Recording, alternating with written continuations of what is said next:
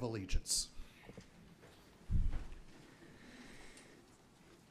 Eternal God, we invoke your name. We ask for your presence here. We thank you for the lives of our mayor and our councilmen and women that you have appointed over our city.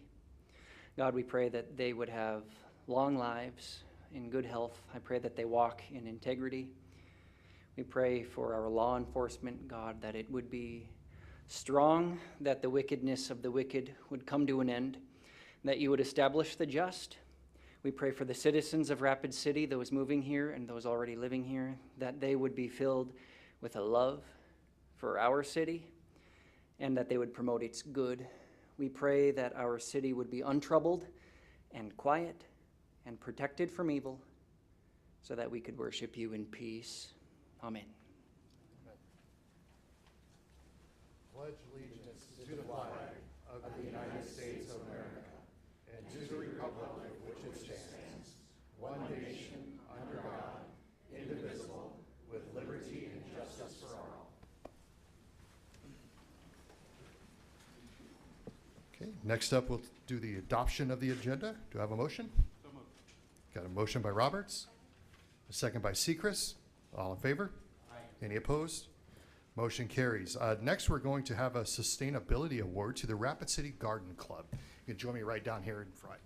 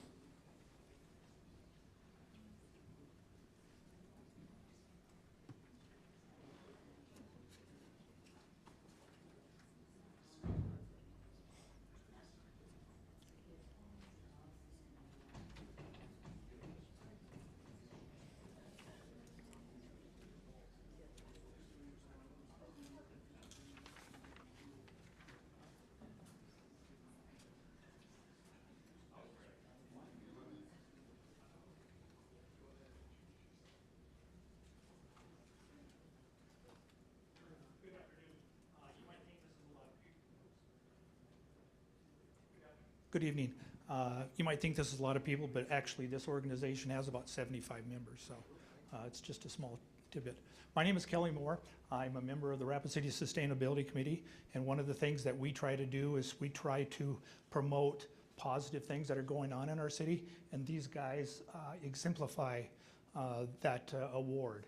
And we try to give out about 3 of them a year, and this happens to be one of them. So, do you want me to introduce anybody? Or? Okay. What I'll do is I'll just read a little background about him. The Rapid City Garden Club was established in 1947. It has been a positive organization that reflects the best of Rapid City through the last 76 years. Their purpose is to stimulate the knowledge and love of gardening, to encourage and develop and beautification of the community, to study and educate on areas of plant materials and plant design, and to improve the landscape and conserve the natural beauty of Rapid City and the surrounding area. They currently maintain 3 different gardens in Rapid City.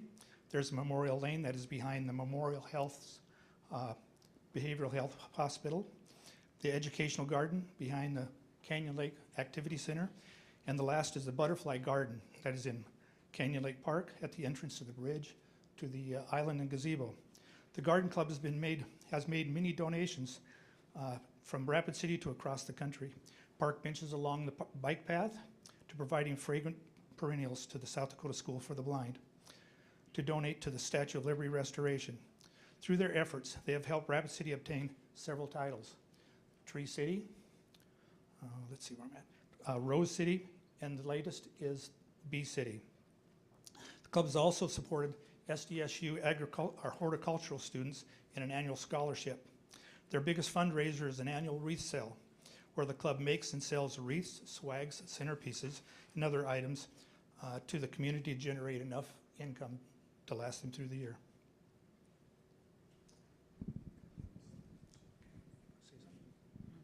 Just a thank you to the Sustainability Committee, and we love making Rapid City beautiful, and thank you, the citizens of Rapid City.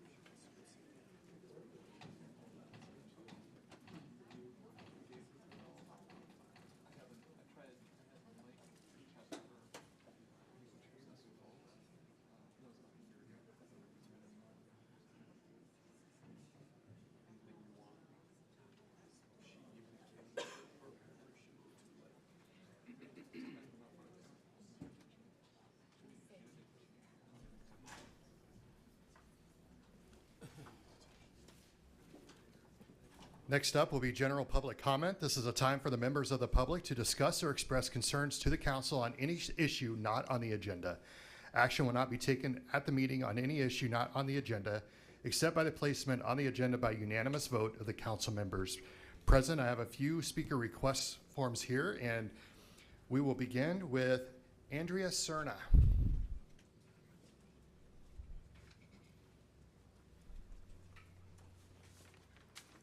Hello, Hello. I'm Andrea Cerna. This is my esteemed colleague Tammy Hopp, and we are representatives of Black Hills Works. And we are here tonight to simply say thank you. I don't know if you get to hear that very often, but we want to say thank you. So there's a couple of things. We have 3 minutes. One thing we want to say thank you for. We received a grant from the Rapid City Arts Council. It's funded through the Arts Investment Fund, and I don't know if you are aware of all the organizations that receive that. Our Flutter Productions received that this year, around $3,000, about $2,700, and it helped to fund our summer performance, which was sold out every night. So thank you very much. 2, we want to thank you for your support of the bocce courts. The bocce courts are fantastic. The Special Olympic athletes are loving it, and so are their unified partners. So thank you for that. And I would like to offer a special thank you to the police department. We have had an intentional and really wonderful collaboration over the last 2 to 3 years that have involved training with some of our police officers so that they can respond sensitively and with awareness when dealing with someone with a disability out in the field. We've had a team that have regularly now come to a group home operated by Black Hills Works, supporting about 14 individuals with disabilities, some of whom didn't feel real great about people in uniform and all the lights and bells and whistles that come with that. So with just frequent visits, sometimes involving cookies, sometimes involving barbecues. And donuts. And donuts. It's really, it's become almost like family now. And what's heartwarming about that is not the fun and the parties, but knowing that if they're in a situation out in the community, they can feel comfortable and know that the first responder is there to help them. And even beyond that, the Cops on Donut Shops fundraiser for Special Olympics just happened, and the Uniquely You Autism 5K, there's always a nice police officer representation there helping with that race. So we're really really grateful for that cool collaboration and the work that you've done in that regard. And for all of you. Thank you. Thank you. I like the gratitude. Thank you very much. Move on to Mr. Ron Jeffries. For a reminder, I didn't say this. We have 3 minutes for general public comment. These lights up here, green, you're good to go. Yellow means you have 30 seconds. And of course, red means stop. You got 30 seconds. All right. Mr. Jeffries, we welcome you today. What do you have for us? Thank you, Mr. Mayor, members of the council. Ron Jeffries, General Manager of Central States Fair. I know you're currently experiencing the roars of Harley-Davidsons, but in just 11 short days, August 18th to the 26th, it'll be the Central States Fair. We sent a special invitation to all of you to come, a schedule of events. We wanted to let you know that our ribbon cutting will be at noon on Friday the 18th.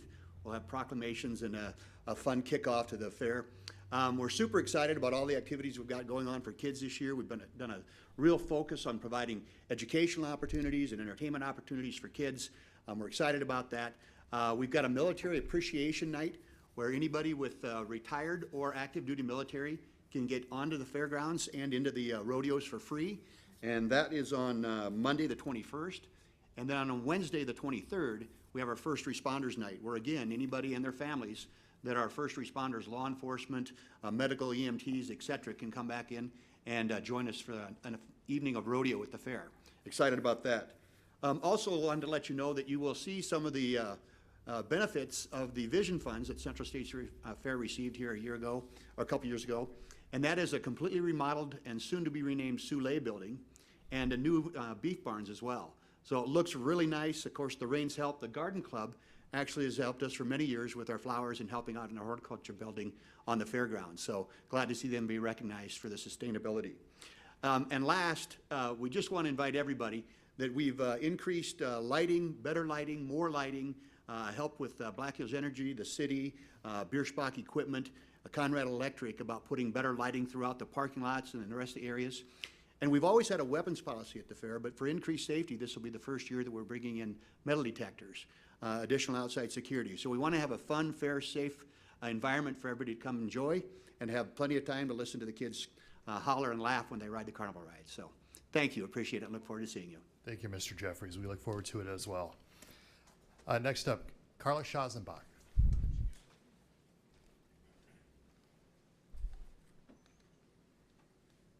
Carla, did I say your last name correctly?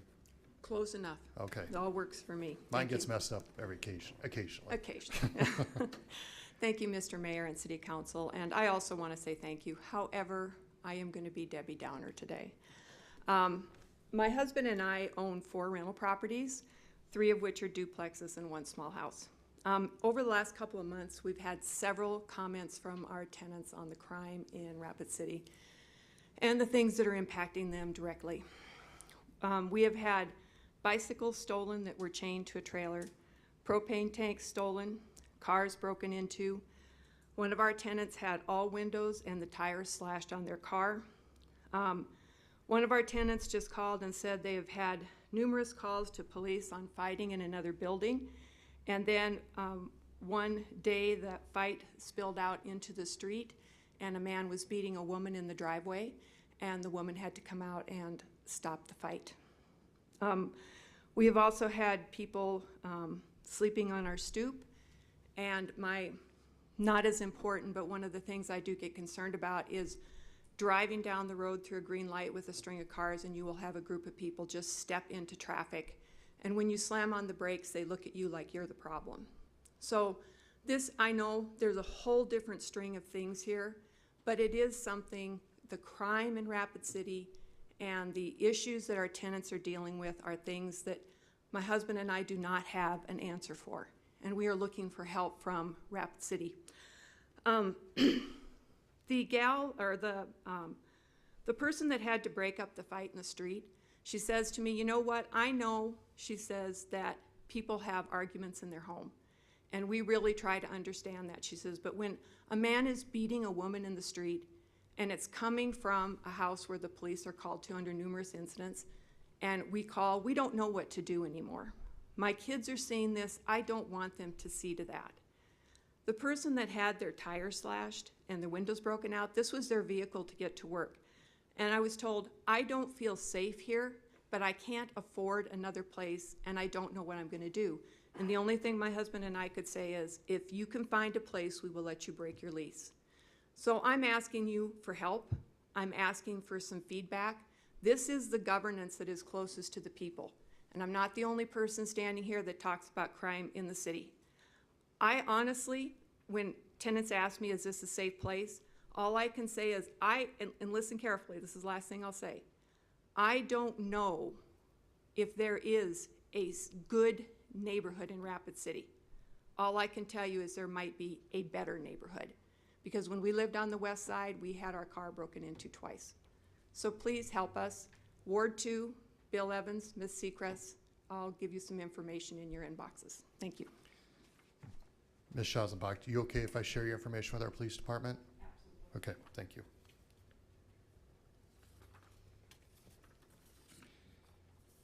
Next up, D'Amico Rodriguez.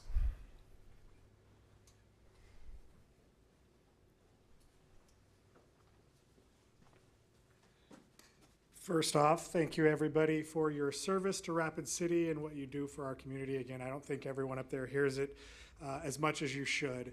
I'm simply here with my colleague, Dave Dolan, on behalf of the L&I board. At our last board meeting, it was asked if we could help coordinate a meet and greet with the new mayor and the current city council ahead of the L&I volleyball event, and the evening would be Thursday, September 28th. We will be sending out a formal invitation, but I just wanted to, while we had a captive audience, let everyone know of that date to where we can meet with the organizers of L&I. The goal by the L&I board is to grow the L&I basketball event to 64 teams by December of 2025. That will make it the largest high school in-season basketball tournament in the nation. So as we prepare for that kind of growth, they just wanted to make sure that they had an opportunity to meet the current city council and the new mayor. So with that, thank you. All right, thank you, D'Amico. Final speaker request form, Robert Momertz. And Robert, if I mispronounced it, please let me know. I'm used to it. It's Momarts. Momartz. Directly into the podium. Yes, sir. To your left. And then to your left right now. Stop. Oh, there you go. There's the podium and then Mike will be right in front. Okay. Good evening, members of the City Council, Mr. Mayor. My name is Robert Momartz, and the issues I'd like to get answers to my questions on are the homeless population of Rapid City and the city's plans for it. My first question is, what exactly does the city have planned for the current homeless population of Rapid City? Mr. Momartz, right now is a time for you to address the council. We certainly, if you have a list of questions you'd like to provide us, we certainly can get you a response to that. Okay. I guess I don't know how to go about that. And my sole purpose for coming to this meeting was to get some information on that. I do have a couple public concerns that I would like answers to, so if there is a better way to do so, I would appreciate your guidance. Okay. I'll have my colleague, Mr. Shoemaker, will come out briefly and he can get your information and we can make sure that you can send a message perhaps to the mayor's office with your questions and we can get a response to you if that's what you would prefer. I mean, I do have three. I've already asked one of the three questions I had prepared. And I am aware of the 3-minute time limit. So, I mean, if it pleases the city council and the mayor, I could continue or. Yes, sir. It's your time. My second question, I'm included in that population. So my question is of deep concern. What does the city have available as far as resources to people in my situation? And what does the city have planned moving forward? Okay. And did you have a third question you wanted to present? That would have been more in response to any answers received from the first questions, but if that is at a later date, that's what it is. Okay. My communications coordinator's got your 3 questions. He will walk over to you to get your contact information. We don't have one for you here, but that way we can get you a good, thorough response. I appreciate that. All right, Thank sir. you. Thank you. And he's going to come over and direct you out. All right, perfect. Thank you. Absolutely. Thank you. That will conclude general public comment. We will now move to consent items 2 through 57. Would the council wish to pull any items from items 2 through 57? Excuse me, I do need to say we're opening public comment for items 2 through 57, but I have no speaker request for them, so we're closing public comment for those items. Now, would the council like to pull any items? Okay, we have speaker requests on 34.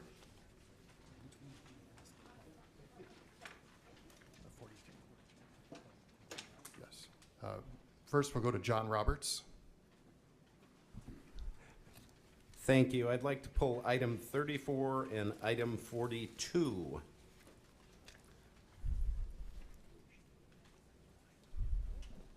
Okay.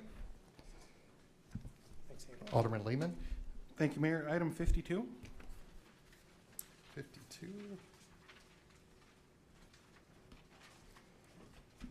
Okay, any other items? We got our speaker request form. We're going to backtrack to the speaker request form before we address the balance of this. So we're going to go to public comments. We're going to open that back up. Public comments for items 2 through 57. Item 34, we have Mr. Hanny Shaffey.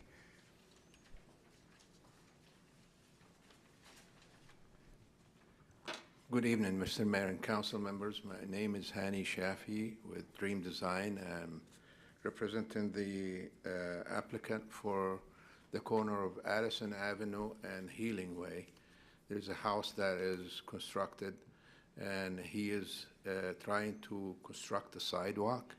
He could not construct the sidewalk along the property line due to grade challenges and the existence of power line and communication cables. So he has requested to move the sidewalk closer to the curb and no closer than 6.76 feet. And his exception was denied, and he appealed that denial to you folks. And looking at that scenario, the sidewalk to the west in the front of Orthopedics, Black Hills Orthopedics, is only 4 feet away from the curb line, and there are several sidewalks that are closer. He's not requesting the elimination of the sidewalk. No, he's just requesting moving it, a few feet closer to the curb, but no closer than the neighboring properties. We respectfully request that you grant us that exception. Thank you. Thank you. And I got a few pictures if you wish. Thank you. Okay, if somebody wishes to pull that and discuss more, we'll call you up then. All right.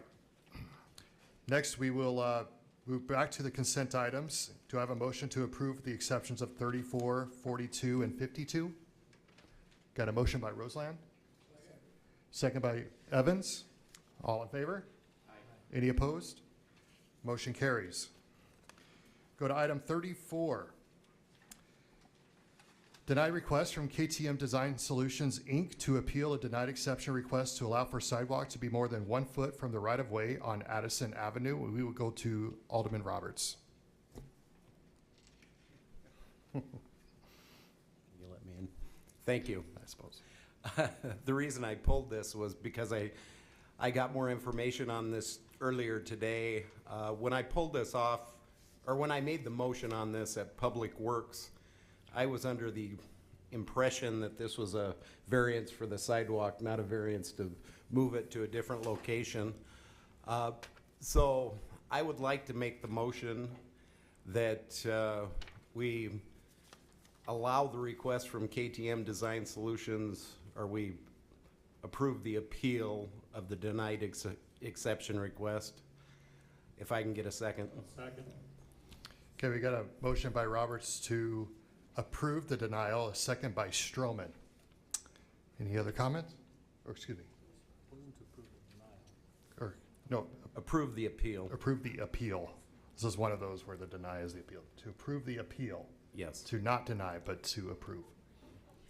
Does that make sense? It's confusing. Yes. Double negatives, I love it. Okay. All in favor? Aye. Any opposed? Okay, motion carries. Thank you. Next, we'll move to item 42, approve resolution number 2023-071, a resolution in support of Skull Construction's application to the South Dakota Housing Infrastructure Financing Program for their Reservoir Road project. And we will turn this back over to Finance Director Daniel Ainsley.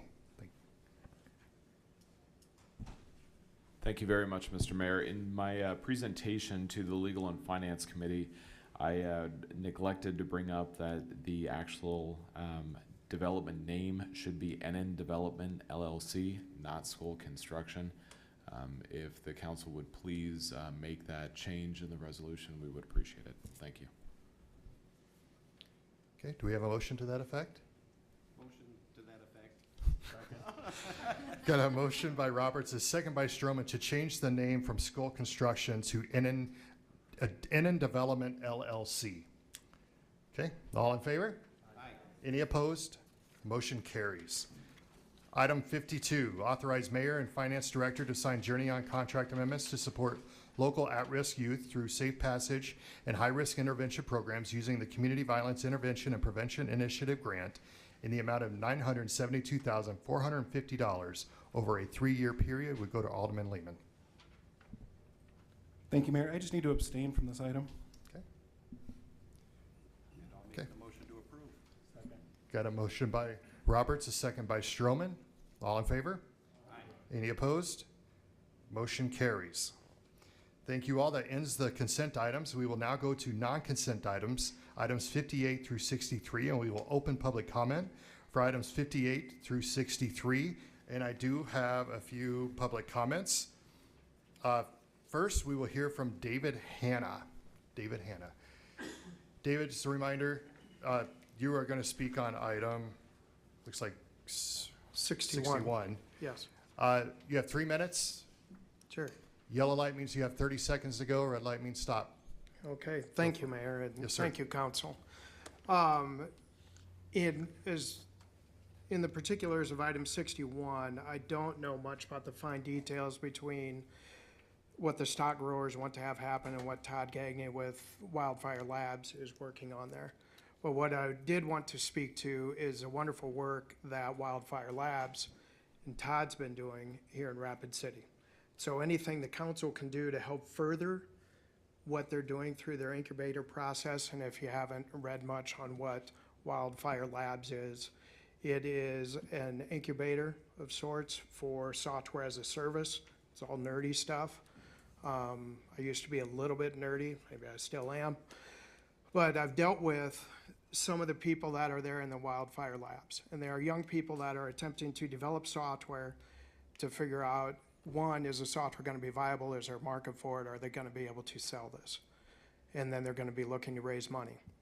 And so effectively what this is a laboratory to help bring small, high-tech groups and young people, ideally, well, or older, to Rapid City, if they're not already here, to develop software and grow their businesses here. And that can come by way of some of the wonderful graduates coming out of the School of Mines, which there are a few here. And there's a gentleman here that is the founder of Property Meld, software company that started at 0 and is currently employing almost 70 people. And that is Ray Hespin right here. And so those types of jobs, I can't encourage you enough to be proponents of doing what you can to help further what Wildfire Labs is doing, what Elevate is trying to do. And part of that is in conjunction with item number 61, which is what Todd Gagne is trying to do through Wildfire Labs, which is a laboratory for software-related businesses to build their concepts and hopefully stay right here and build their brands here and give yet another reason for all of our wonderful, talented people to stay here and grow in Rapid City. And you can support that. Thank you. Thank you, Mr. Hanna. Next, we have a speaker request form from Doris Lowering from South Dakota Stock Growers. Doris? On item 61. Thank you, Mayor, and thank you, Council. Are you tired of seeing me yet? This is going to be the last one, I hope. We've come a long way since May 1st. There's been some eye-openers. There's been some things that have been said and done, or not said and done, and no pointing fingers, but it's been a learning process. I said about all I could say at the Legal and Finance. I sent you guys a letter. I've asked you to take into consideration the historic value we have to this community with agriculture. We simply want to protect the integrity of our building. That's all we're asking. We have come to the conclusion that we own 3 feet east of our building onto where we go to the parking lot. Of that, we own 82 feet of stairwell, 43 is owned by us. So we're talking about 39 square feet. That should have been transferred to us in 1956, not in 2023. So if you're going to charge us for 39 feet, charge us at that price in 1956, please. We've had conversations with Todd Gagney, and we agree that if you're going to sell the business, he will be a good neighbor. We have talked about maybe putting green space next to the building to make that easement usable for everyone, not just, for us to have an easement to protect our windows. It'd be nice to look out, go out and sit on a park bench, look at a tree, look at green space. So we're simply asking, if you have to make a dollar figure, it's going to take me 29 board members to give you a yes or no, and it's going to take 30 days. If you're going to give it to us, we would greatly appreciate that. We are continuing as the oldest and largest cattle organization in South Dakota and the oldest in the United States. We plan on being good neighbors as long as we can protect the integrity of our building. So please take into consideration, and hopefully this is the last time I have to talk to you guys. If you have any questions, I will take them. Okay, you can stand by. When we get to that item, maybe we will call you up then. We're going to continue on to item 58. That closes public comment for non-consent items. We'll now move to item 58. Second reading of ordinance number 6577, an ordinance to require a majority vote for elections to the offices of mayor and alderman by adding section 1.16.030 to chapter 1.16 of the Rapid City Municipal Code. Move to approve. Got a motion by Roberts and a second by Maher. All in favor? Aye. Any opposed? Motion carries. Item 59. First reading of ordinance number 6579, an ordinance regarding supplemental appropriation 3 for 2023. Move to approve. Motion by Roberts, second by Lehman. All in favor? Aye. Any opposed? Motion carries. Item 60. First reading of ordinance number 6578, an ordinance amending section 17.06 of chapter 17 of the Rapid City Municipal Code. A request by Long Branch Civil Engineering, Inc. for SKY Properties, LLC, for a rezoning request from General Agricultural District to Low Density Residential District for property generally described as being located east of Mount Rushmore Road. The recommendation is to approve. Got a motion by Sechrist, second by Maher. All in favor? Any opposed? Motion carries. Item 61. I'll read this in now and then we'll have a presentation. Provide direction to staff regarding a request from the South Dakota Stock Growers Association, SDSGA, to be provided a non-revocable no-build easement on the adjoining city property along the easement to protect the stairwell that currently provides access to the basement of its buildings at 426 St. Joseph Street. This item is to send to council without recommendation. I will say this item is directly related to item 62. Would the council allow the presentation for item 62? Is that what this presentation is for? Yep. Let's do the presentation next. Whatever works for you guys. I know it's a touch out of order, but we also have item 62, but we have a presentation for item 62 I think directly relates to this. So chair is going to allow, if it pleases the council, a presentation for item 62, and then we will go back to address 61, and then we'll address 62. Does that work for everybody? Thank you. Okay. Mr. Gagney. Okay, I appreciate it. Thank you very much. Daryl, can I have the presentation PowerPoint? So I'm not going to talk for too long. I have a couple of items. I'm going to have Tom Johnson and Ray Husband talk a little bit. As you guys know, we've been in discussions around this the parking lot in between the stock growers and the current property meld building. And I'm not going to take a ton of time. Here are the folks that are going to talk, and we'll just kind of go through this relatively quickly. Tom, do you want to talk first about just the economic development of this project, please? Good evening, members of the council, Mr. Mayor. Tom Johnson, President and CEO of Elevate Rapid City. We are excited about this project for really 4 reasons. One is it continues the success of Property Meld. I first met Ray here 4 years ago when he was just 3 individuals in his company. They were in our incubator at the time at School of Mines. Now he's up to 70, and we expect him to keep growing. So we're really excited about the economic impacts of that and the several $1 million of payroll that he puts into the community. We expect that to double and triple as he continues to grow. So that's very exciting. The second piece is it really continues our partnership with Wildfire Labs. We have an incubator, and I've been asked, what's the difference between this incubator and our incubator? There's 2. 1, they focus on software while we focus on everything. 2, we have to have somebody pay some rent, whereas they focus on pre-seed companies. So if you don't have any money, you just have an idea, you can go to Todd, and he can start to fill that sales funnel up for us and give us potential tenants to be in that incubator. So it helps our incubator. I know this council gave land to Elevate about 5-6 years ago for that incubator. This continues to help that incubator grow and generate more property melds. That's really great. Third, this helps us continue what we're trying to do with the city and with School of Mines on our innovation district and corridor, which really begins at sort of 5th and St. Joe's and goes all the way to School of Mines, goes to Elevate. It's like a triangle. It continues those efforts. And then finally, we continue to stay in touch with Doris and the stock growers because we have a long relationship, goes all the way back to almost the 1800s, really, with the Chamber of Commerce and stock growers. Continue to talk to Doris, and as she became more comfortable with this and got her green space, as she said earlier, we were excited about that opportunity too, to make sure that Doris was comfortable with this. The stock growers building was preserved historically, and so that excites us as well. So happy to stand for any questions, Mayor and council members, but we're excited for 4 different reasons, and we think this is a good project. Thank you. Thanks, Tom. I really appreciate it. Next up, we're going to talk with Ray. As I think Ray has talked to you a number of times, this is a local success story, and we should celebrate it. And so I'm going to have Ray come up and talk a little bit about just kind of the progress that he's gone from, basically starting a company here and growing to where it is, as well as where he thinks it's going to go in the next couple of years. So I, too, wonder how many times I have to come up here, and hopefully you guys don't have to listen to me too much.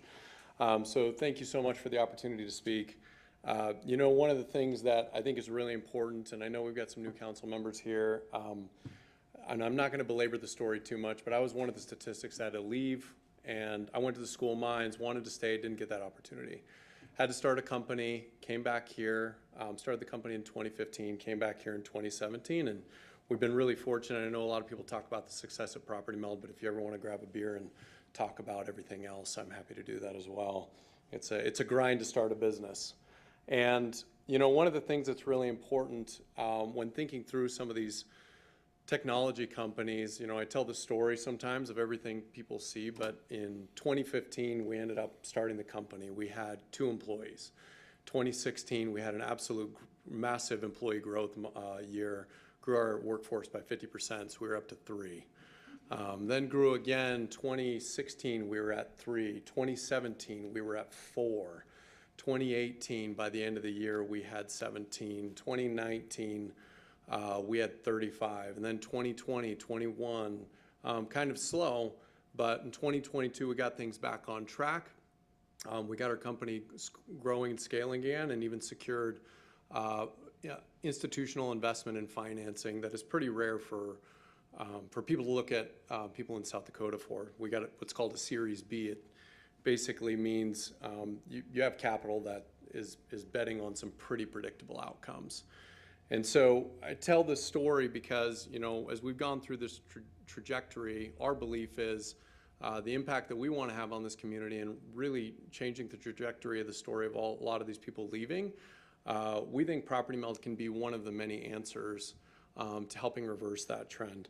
And so as we talk about, even the end of this year, we're around 70 employees.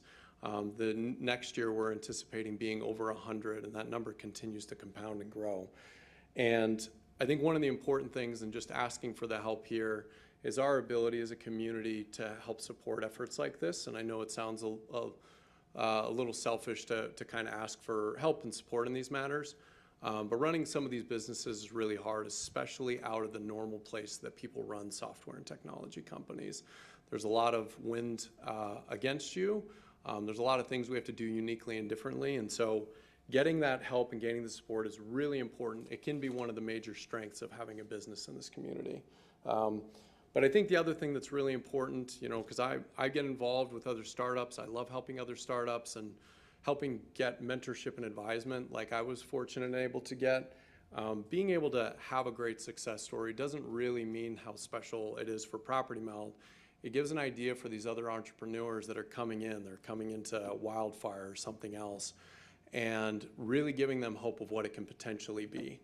And not only that, inspiring those groups, but capital coming in and supporting, because there is a story that's validated by true execution in a community that supports it. And so I just ask, as you guys are considering this, this is really a long game, I think, for this community. It's obviously a short one for us, but that's what I'm hoping that the council encourages.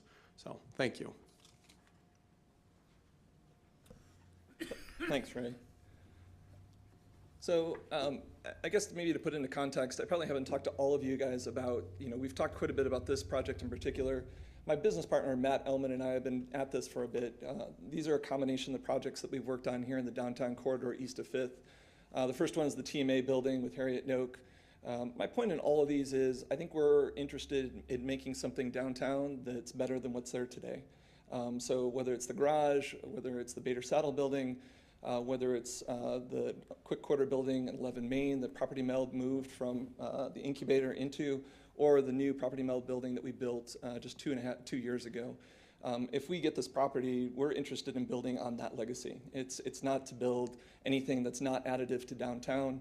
I think you should hear from me clearly that we want to support the plans of the master plan we have, as well as building on the technology corridor in the same kind of vein that we've done to date, whether that's taking old buildings and renovating them and turning them into viable businesses, or building out our technology corridor. And so these are just some of the projects that we've been working on over the last decade. You've heard a little bit about kind of what we're doing with Wildfire. So to me, really what this boils down to is we've spent a lot of time supporting Ray, and those guys have done an amazing job. They've gone from something that was pretty small to something that's a cornerstone in our community. Now the question is, can we find more companies like Wildfire to continue good paying jobs, retaining some of the talent that we get from the School of Mines, and really building out kind of an ecosystem.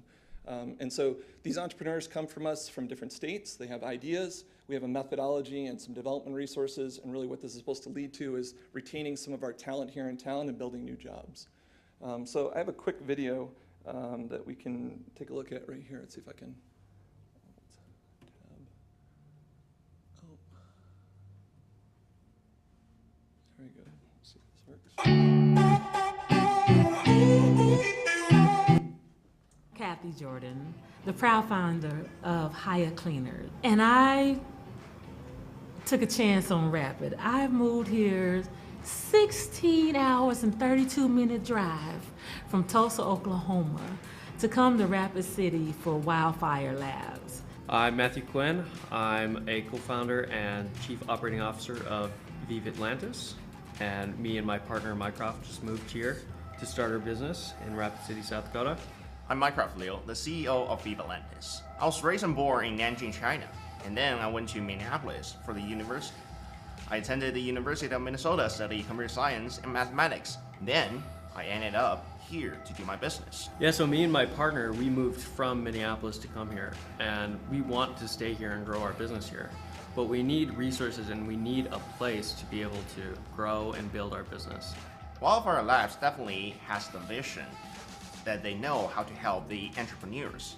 The most important thing for the entrepreneurs, especially young startups, will be a stable, reliable place that they can stay there and work at. There's a tech hub in Tulsa.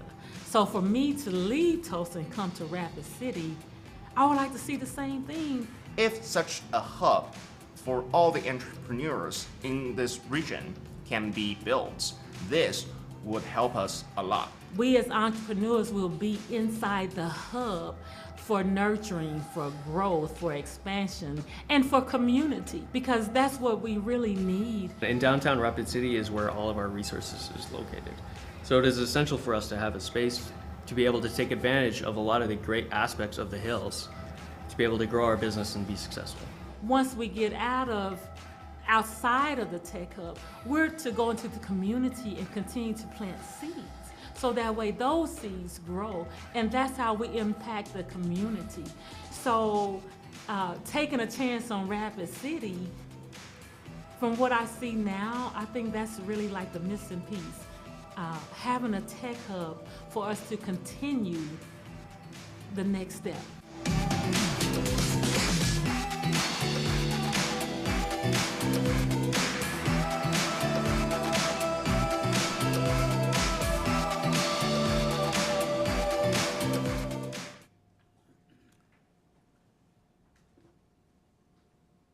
So maybe the piece that I'm most proud of on that is we've been at this for we're about a year.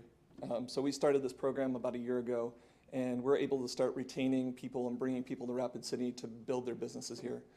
So I think that's pretty cool. I think it's in early days that we're doing, but people that are basically putting their trust in us to say, I want to come to Rapid City, not just do this program, but actually build my business here.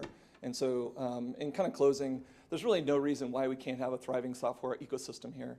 We're not shipping widgets. We're not waiting on materials to come. We're not trying to build manufacturing anything. We have this wonderful example of Property Meld and their success, and they want to continue to grow. They've made a commitment to grow here. And we have a program with Wildfire that attracts talent and potential to grow the next set of them, which is great. It also allows us to keep or gives opportunities for School of Mines, internships, as well as high-paying jobs on graduation. My wife and I think just as Ray has talked about, both of us had to leave South Dakota to go get a job after we graduated from School of Mines. So this is an opportunity to give more of those students that want to stay in the region the ability to do that. As I mentioned before, I think Matt and I are really both in really support of the master plan and building something that supports both the master plan as well as the technology corridor. So in closing, this has been a process, and I appreciate everybody's time and attention. I've met with almost all of you multiple times. I appreciate you guys thinking about this and working through it, Joel as well. So thank you, and happy to take any questions. Okay, thank you. The council, we've already read in item 61. Not sure if you want to make a motion on that or just looking for your direction here. Mr. Evans. Yeah, I just want to make a comment on these two items. I'm glad to see that there seems to be an attitude change toward the two parties, and there seems to be much more cooperative spirit in being shown tonight, and that's really makes me really happy. I see that these are both sort of general things we're voting on. Nothing probably is totally set in stone. You guys will be working that out later. Mr. Roseland and I went down and spent quite a bit of time walking around the property there adjacent to the Stock Grows building last week. And it was apparent to us that if we just go ahead and transfer or whatever we're going to do, a swath of land that's 15 feet wide, the duration of the block, that really isn't the best use of that land. I think because your windows in the Stock Growers building are in the front half of that wall, and there's no windows in the back. I think if you guys could get creative, start working together, perhaps all of the land transfer should happen, including what you now have 3 feet that runs the length, could be at the front. That gives you the possibility to preserve your own little tree area and everything. It also allows Property Meld to build deeper on that back half, or Mr. Gagne and his group to build deeper on that back half of the lot, providing them some more options. So I would just encourage everybody, some of us came tonight after discussing amongst ourselves, maybe put the brakes on this, but since it's apparent that we're moving forward and being a little bit proactive here, I guess I'm going to be willing to support this tonight, and hopefully you guys will continue the dialogue and come up with something that really benefits both of you. Mr. Rose and I don't want to create, if we give a right-of-way or a variance, that back half of the lot, that it creates a tunnel for hanging out for going to the bathroom the length of that entire wall. It would be better if, for some reason, that part of the lot was used for building and the front half was left open to save the trees and everything like that. So keep being creative, and I think we're all going to be really happy with what you come up with. Thank you. Okay. Next up, Councilor Roberts. Thank you very much. So I want to make a motion, but we're providing direction to staff regarding putting together an easement. And I know there's a few things that are going to need to be done. One, we're going to have to do a survey because we need to know exactly how much you guys do own. You know, you say 3 feet, it may be 3 feet, maybe 2 feet, maybe 5 feet. We don't know until survey's done. So we need to do a survey. That's going to be one of the major things to do on this. Have city attorney put together the easement. And also, I would make the recommendation, because I think this should have been done in the 50s and not done now. I would like to see part of this motion of just giving this easement to the stock growers at no cost.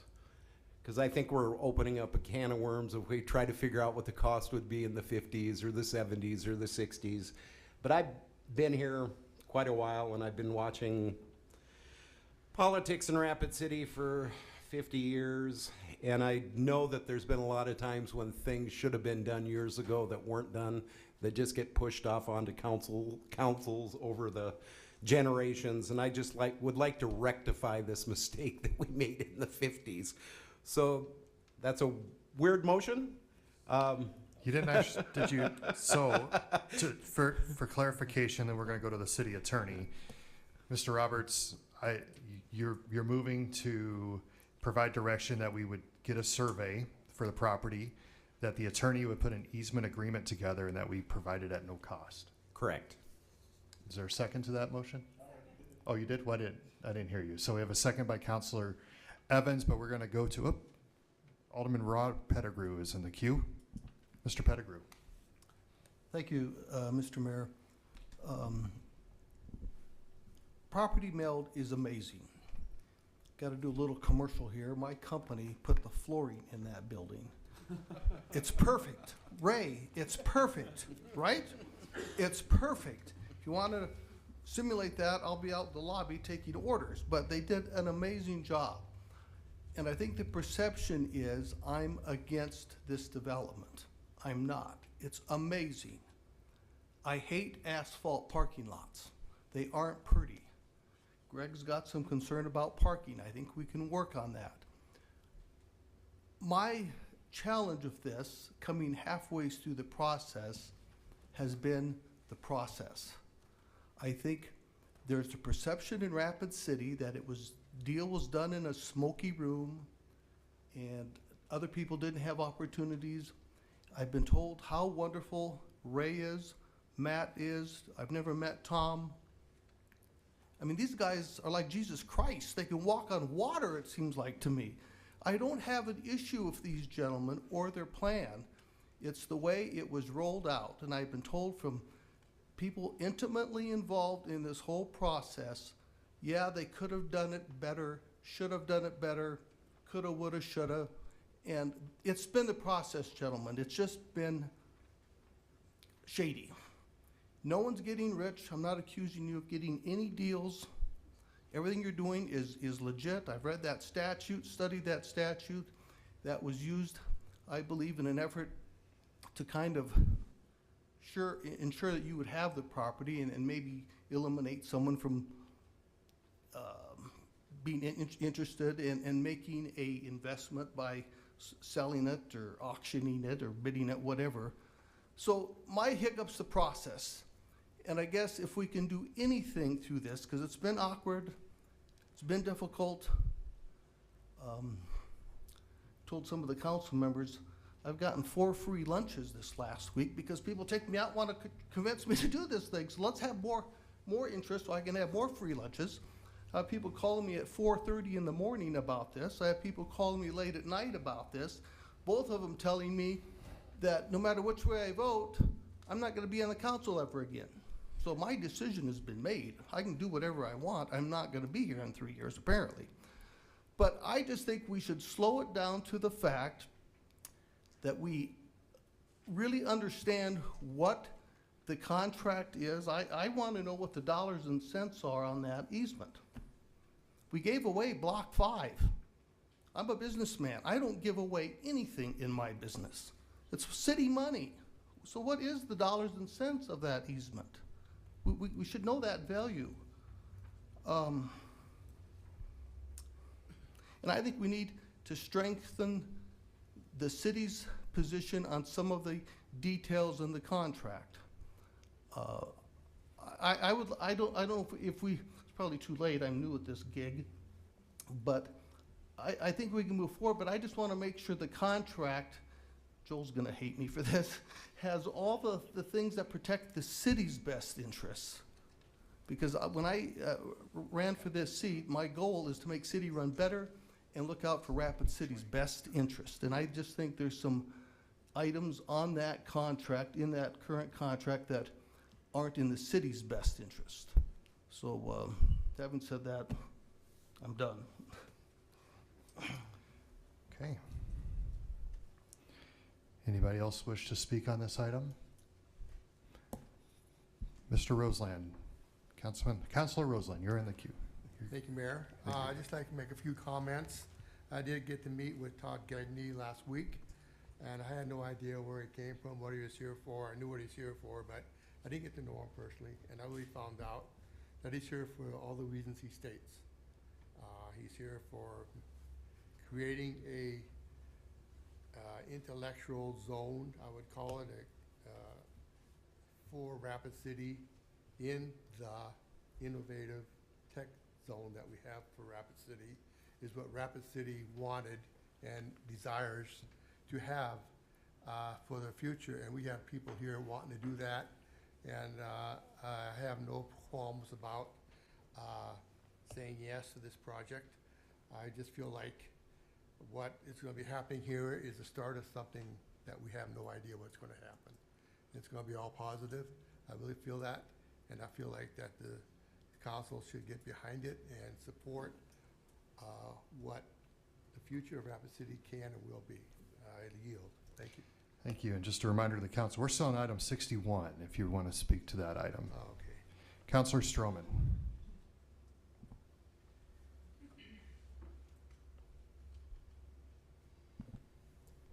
Thank you, Mayor. And on item 61, which I understand is the question of the easement for the South Dakota stock growers, I think part of this, well, I agree with both Mr. Roberts and Mr. Pettigrew. I think that this was not handled appropriately back in the 50s, it looks like. And now it seems like if we don't follow a good process, we're going to be doing the same thing, and we're going to be kicking the can down the road. I agree that the process would require that we find out what it is we're talking about in terms of dollars and cents. I think that that needs to be a part of the discussion.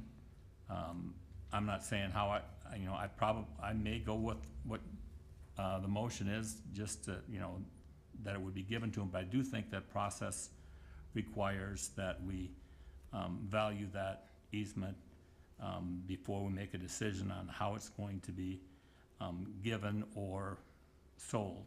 So that's, I just want to stick to a process that is totally above board and integrity and due process. So that's all. I yield. Thank you. Now we'll go to Councilor Sechrist. I just wanted to state that, thank you, Mayor. I am in support of protecting the stock growers' window and stairwell and just moving forward with a process that is coordinated between the property owners and doing what's best for them to keep the project economically viable for 11 Main, and also considering the stock growers' land use with what might make the best sense. So I think what Mr. Evans recommended with the land use to me makes a lot of sense. So just to keep an open mind and not lock ourselves into any one scenario that might limit us from possibilities there. And so with that, I'll be in support of this motion, and I yield. Thank you. Thank you. Next, Councilor Evans. Yeah, thank you, Mayor. I just, going with John's motion, that kind of provides a different direction for what the legal people have to do. Is there really any reason to approve 61 and 62 tonight when we don't really know what we're voting on? And perhaps we should delay that for a couple weeks so we have a contract in hand that addresses some of the things Mr. Pettigrew's concerned with, some of us are concerned with, concerning property values and other such things. So I think we need to first vote on Mr. Roberts' resolution or his motion to decide to gift that to the nonprofit, and then maybe delay the other two. That would be my suggestion for tonight. Okay, we're going to pop over to the city attorney, who's got a few comments. Thank you, Mayor. The motion gives me, I guess, what I need for that. One of the issues, there's obviously some merit to say, well, if we don't know what the easement is, how do we know what we're going to give away? But if we have to develop an easement in the near term, I mean, it is going to potentially limit flexibility somewhat, because we're going to have to determine what that is and what the scope of it is. I did want the ability, I guess initially after watching the Legal and Finance Committee meeting, I just didn't want to get bound down into dimensions, because we do need a survey and we want to probably look at not doing more than we need to if we are going to gift the easement. However, I do think there is, as you've stated, Alderman Evans, some opportunity maybe for some flexibility. And it seems like I spoke with Ms. Lowing the other day after the meeting, and it seems like there has been a little bit of a change. So I'm pretty hopeful at this point that if we could negotiate, that we could do that. It does start to get complicated though, because Property Meld also needs to know if they have the deal and what the easement is going to be, so they can start designing the building. It's kind of hard to start designing it if you don't know what the deal is. So I'm not saying we can't overcome that, but those are some issues that you're going to be presented with, and I don't know that we're going to ever resolve them to everyone's complete satisfaction. I would say though that the easement is the one issue, and just to be clear, because I know they are related, but it has kind of gotten intermixed in this discussion. But the stock growers clearly would like the easement no matter what you do with the agreement. The agreement, I feel like, is ready unless there are some provisions in it. Ultimately, you guys have to be comfortable with it and what the provisions of the deal are. And if you're not, then I guess I need some more specific direction about what those provisions are and what position you would like the city to take if you want to make changes to 62. But I don't know that the vote on 61 is necessarily dependent on 62 either. So. Okay, and next, we're still on item 61. We're going to go back to Councilor Pettigrew for a minute, 26 seconds remaining on your time, sir.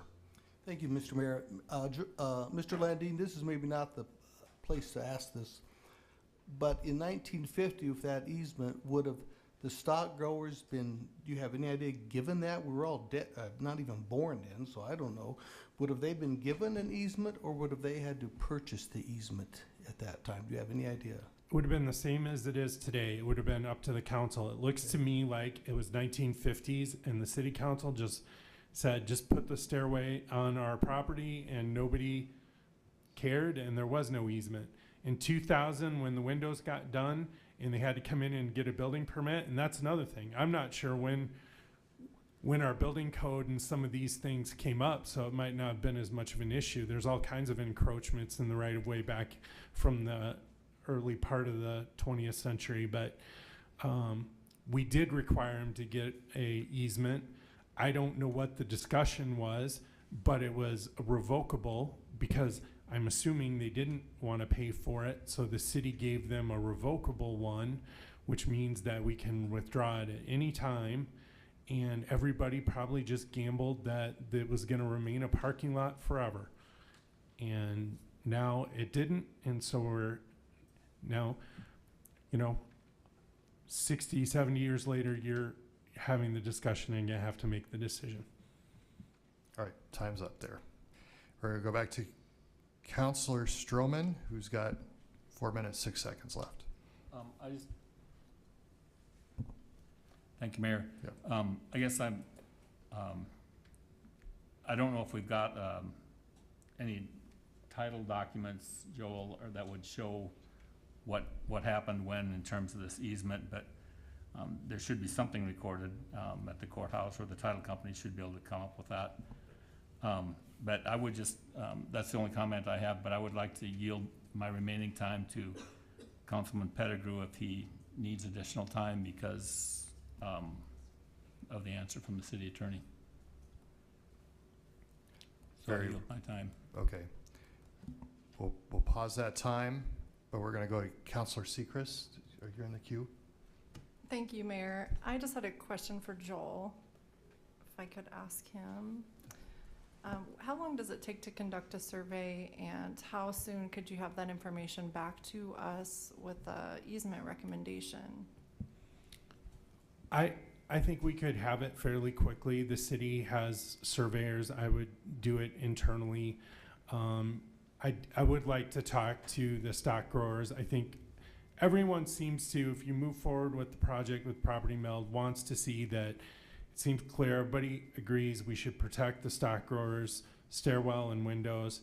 And so how best can we do that? I would prefer to have that conversation with both the 11 main representatives and the stock growers. And I'm hopeful based on the change of heart, it seems that we can get something that's mutually agreeable to everyone.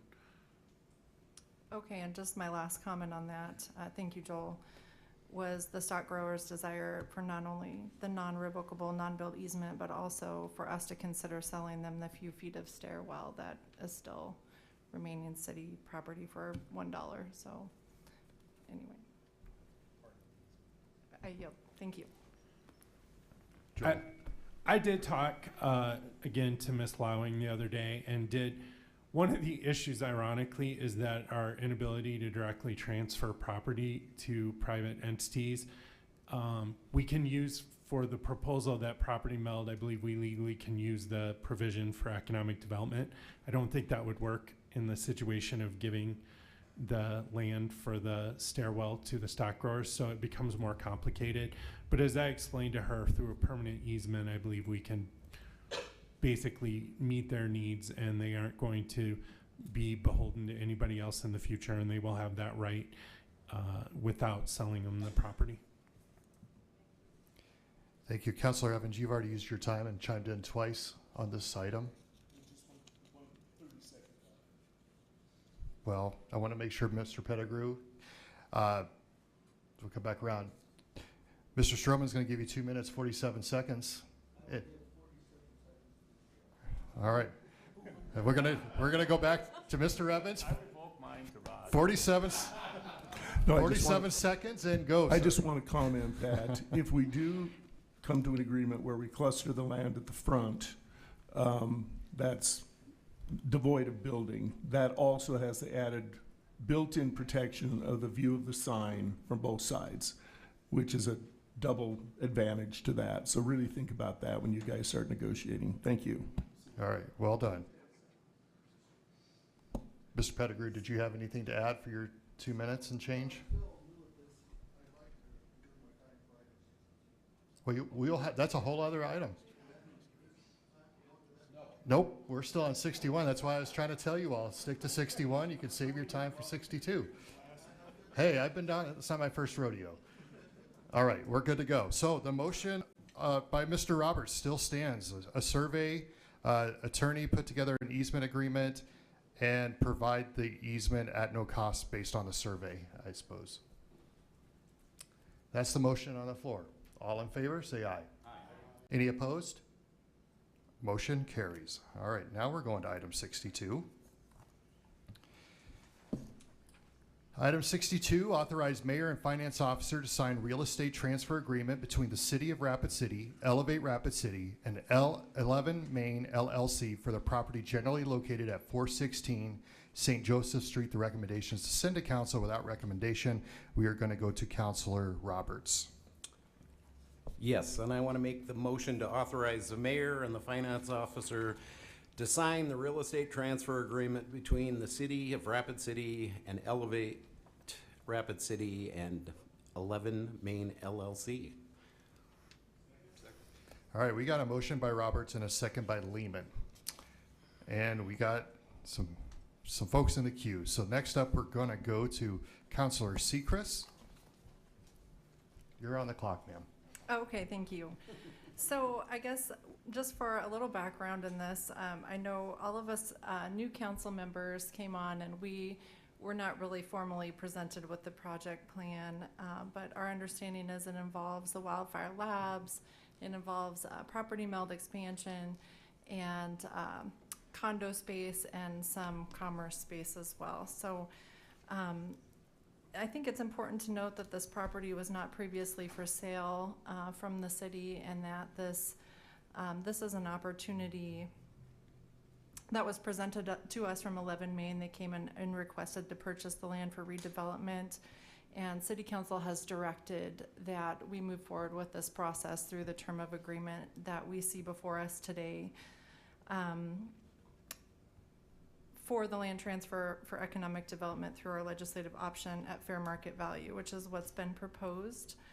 The project directly aligns with our community goals and values that are established in our comprehensive plan and our downtown master plan, including the growth and development of our downtown innovation district, mixed use development, diversifying our economic base with high wage jobs that provide alternative to tourism, military, and service-based industry. And this is directly through the growth of a high-tech industry, which ultimately is diversifying our economy. Also, crime prevention through design of public spaces, and I believe this to be a better use of city property. So we have had some concerns with the process. Mr. Pettigrew spoke to some of those concerns. I believe that the process has been confusing and that we can improve it. Perhaps in the future it could be improved.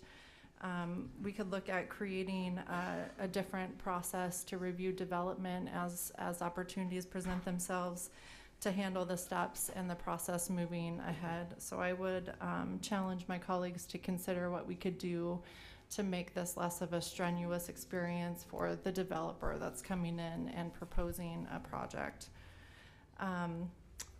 I wanted to also mention that this supports a local entrepreneur.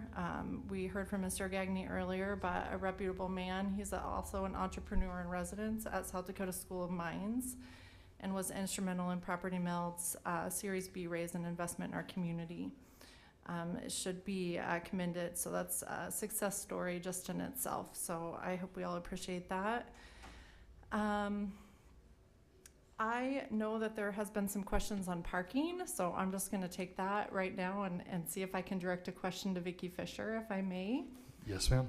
And Ms. Fisher, if you could please just give us an overview on what the city proposes as potential solution at this time. I know we have a year and some change to come up with a solid plan and solution. I know that some people feel we do have a parking problem and some people feel we don't. And if you could just discuss the impact or the minimal impact of this development on downtown parking. Thank you.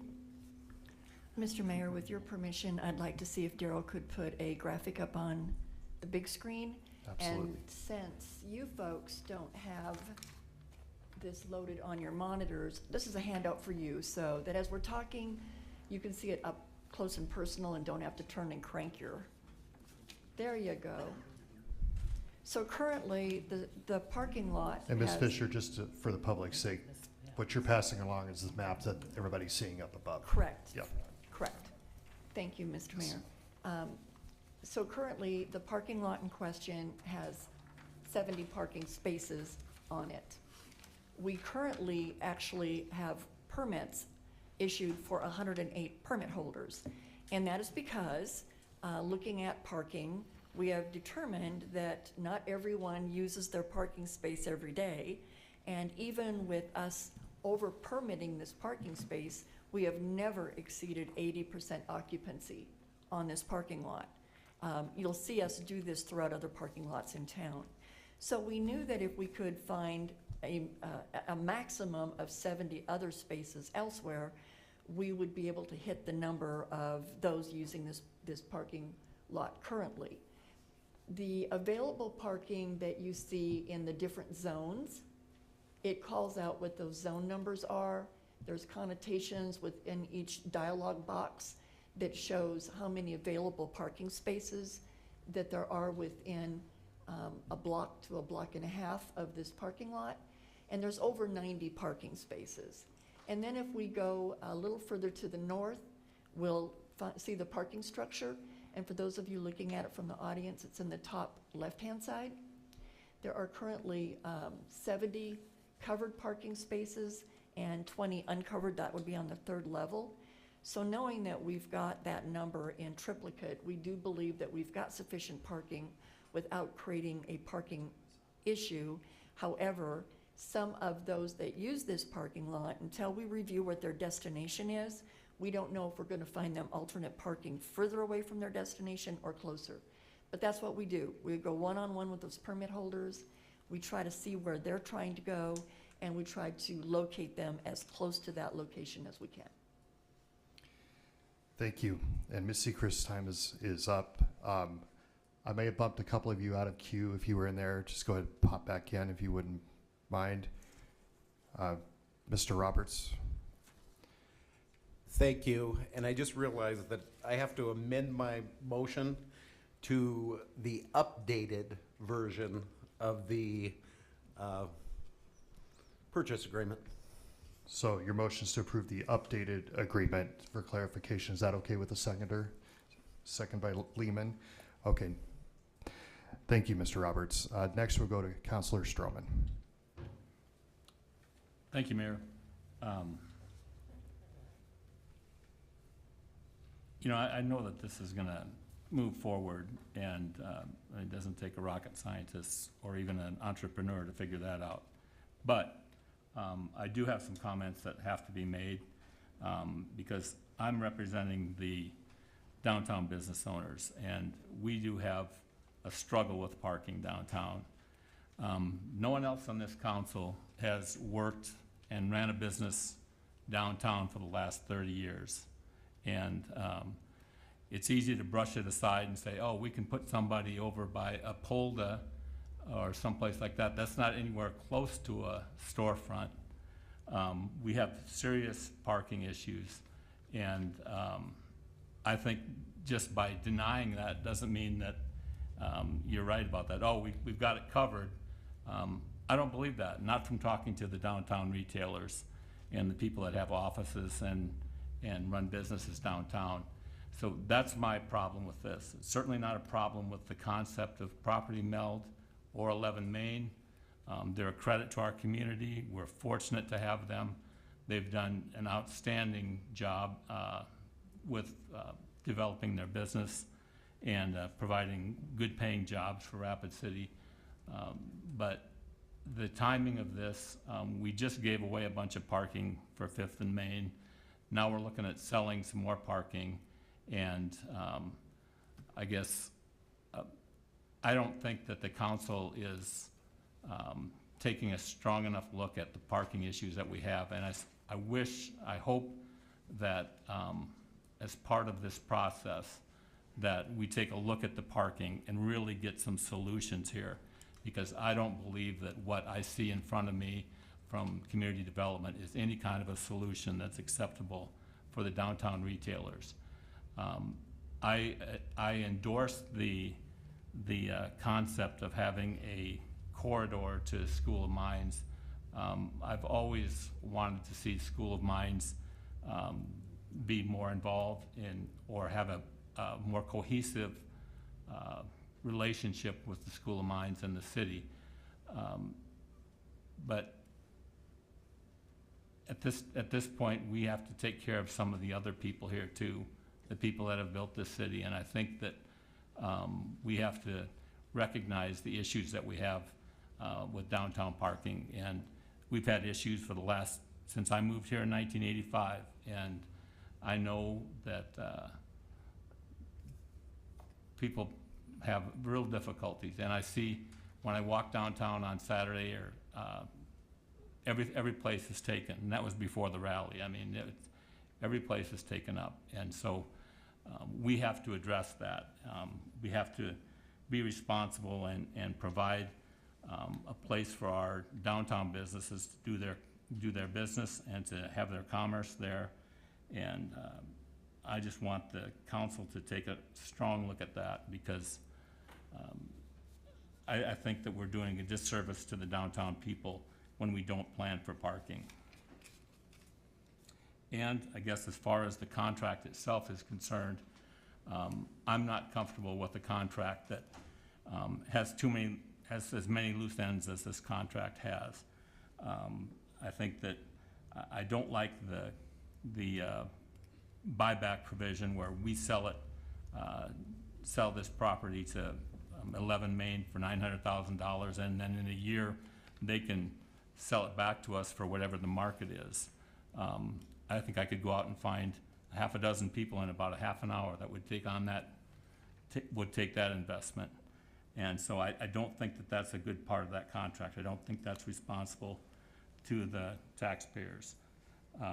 I think that the easement situation is not sufficiently, the loose ends are not tied up, and I think that we're going to be still messing with this for months to come, and I don't want that to happen. I want to get everything tied up now, and I don't want to send it on to another council or another decision maker in years to come. So I don't want to see the city back talking about easements that should have been taken care of now. So those are my problems with the contract, and those are my problems with selling more real estate. I think the city should be looking at investing rather than divesting at this time, because we're running out of space. And so I yield. All right. Thank you, Mr. Stroman. Now we'll go to Councilor, Mr. Pettigrew, do you want to chime back in? Councilor Pettigrew.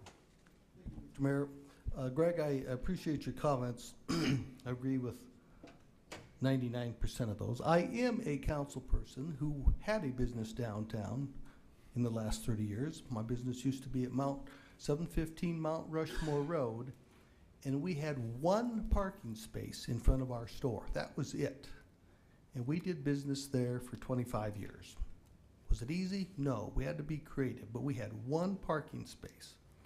Then my father and I decided we should, like these gentlemen, grow our business. We went to Quincy, 9th and Quincy, and built a building, and we had 4 parking spaces in front of it. And the Y took all those. So I went down and talked to the city, and they put parking meters there for us. Parking was still a problem, so then we built our new facility where we are now and have to provide our own parking, which is a cost to me, and none of the downtown businesses have that cost. Everyone who goes to those places, their parking is free to those businesses. So I believe we can solve this. I think the businesses downtown have to get some meat in the game. They have to start looking at providing some sort of funding source to provide this parking that is a need. Anna, I call her the parking czar, and I agree on parking. Parking, everyone wants parking to be available, convenient, and free. And you can't have all 3 of them. So let's pick on 2 of those, and then we can solve, I believe, the parking issue. Just as someone suggested we should get this property surveyed, I think that's reasonable. To sell a piece of property, you should know what you're getting. I think we should have this property appraised. I don't know how the $900,000 came about. I don't know. I buy and sell property, but I'm not an appraiser. I'm not a real estate agent like Mr. Roberts. Is that fair? Maybe it's worth 1.3 million. Maybe it's worth $750,000 and these guys are getting taken advantage of. Why don't we have it appraised now so we know the actual value of it?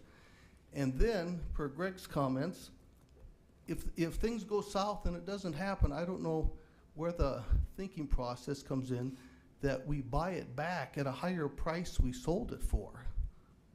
That's just not good business.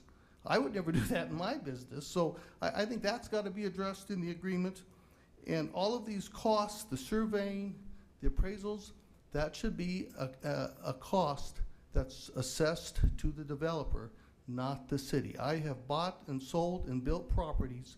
I have to pay all that myself. No one's paying it for me. That's part of business, and that's a risk of doing business. So I would like to see in this contract those elements be addressed, again, so it's fair to the people of Rapid City. Thank you. I yield my time. Thank you. Go to Mr. Councilor Evans. Excuse me.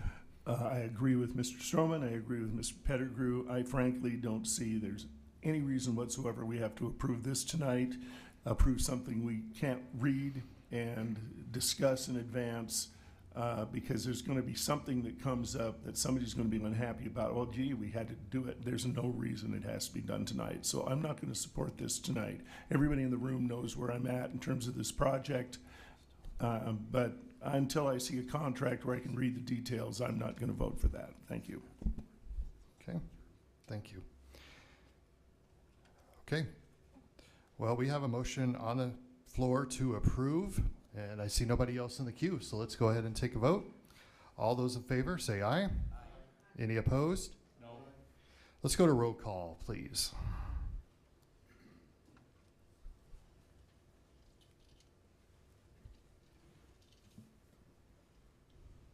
Lehman. Maher. Evans. Roseland. Sechrist. Roberts. Stroman. No. Pettigrew. Motion passes 5-3. Okay. Thank you all. Good discussion. That's what we're up here to do, so well done. Moving on to item 63. A request by TUI Design Group for Inc. for Wolfpack Holdings LLC for a preliminary subdivision plan for Lot B and Lot C of the SE1/4SE1/4, generally described as being located northwest of the intersection of South Dakota Highway 44 and Airport Road. The recommendation is to approve with stipulations. Move to approve with stipulations.